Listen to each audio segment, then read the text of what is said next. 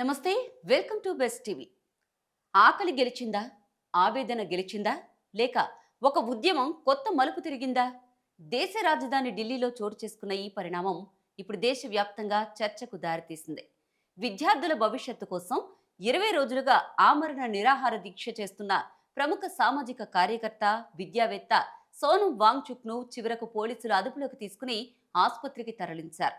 ఆయన ఆరోగ్యం తీవ్రంగా క్షీణించడంతో వైద్యుల సూచనల మేరకు ఈ నిర్ణయం తీసుకున్నామని ఢిల్లీ పోలీసులు ప్రకటించారు.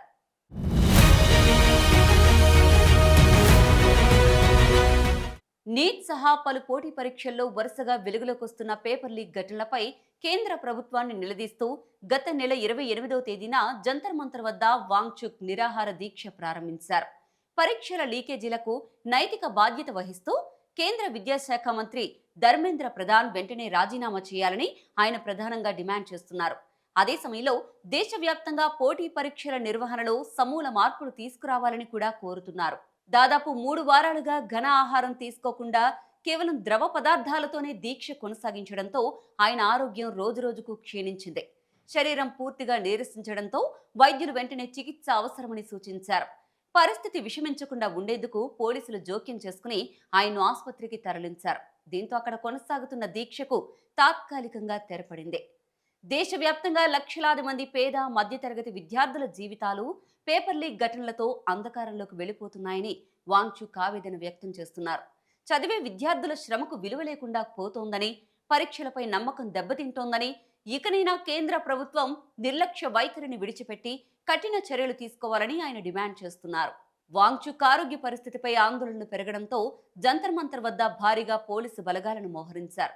ఎలాంటి ఉద్రిక్తతలు చోటు చేసుకోకుండా మొత్తం ప్రాంతాన్ని తమ ఆధీనంలోకి తీసుకున్నారు. అనంతరం అధికారిక ప్రకటన విడుదల చేసిన ఢిల్లీ పోలీసులు ఒక వ్యక్తి ప్రాణాలను కాపాడడం తమ బాధ్యత అని, వైద్యుల సూచనల ప్రకారమే ఆసుపత్రికి తరలించామని స్పష్టం చేశారు.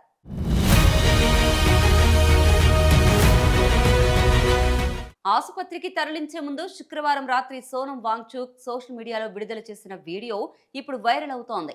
గత 20 రోజుల ఉపవాసం కారణంగా తన శరీర బరువు దాదాపు 20% తగ్గిపోయిందని ఆయన తెలిపారు. కండరాల పనితీరుపైన తీవ్ర ప్రభావం పడిందని చెప్పిన ఆయన తన శరీరం బలహీనపడినా విద్యార్థుల హక్కుల కోసం పోరాడాలి అనే సంకల్పం మాత్రం ఏమాత్రం తగ్గలేదని స్పష్టం చేశారు.